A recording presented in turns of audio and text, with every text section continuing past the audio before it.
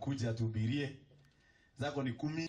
Ni mucemanio wa anyiti itemi ngurani ya mihango ya ungania wa magoti thini wa kaunti ya Meru riratongoragio ni Ngavana wa kaunti ya Kiraitu Murungi. 30 seconds. Karibu sana. Hindi ya mucemanio yo Ngavana uyu ni arereire muingi wirutiri wa thirikari yake hari kumurika mathina ngurani maria makoretwo makiumira ahuri biacara kaunti yo ari njira imwe ya gutigirira ni mahota kuungania magoti makiria.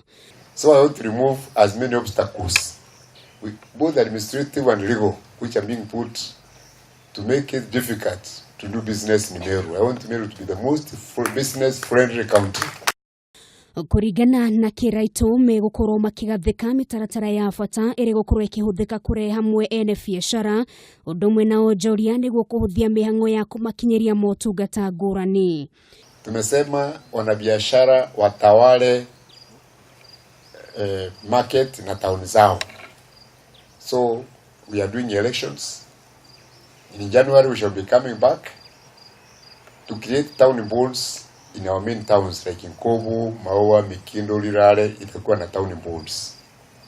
Mierio yake ni kidiretwo ni munini wake Titus Tushiu uria augite ni gukoretwo na mathina maingi maria makoretwo makihinyiriria ahuri biacara guku akiuga maya mothe ni megukorwo magikinya muthia wona mitaratara ino yambiriria kurutithio wira thini wa kaunti yo.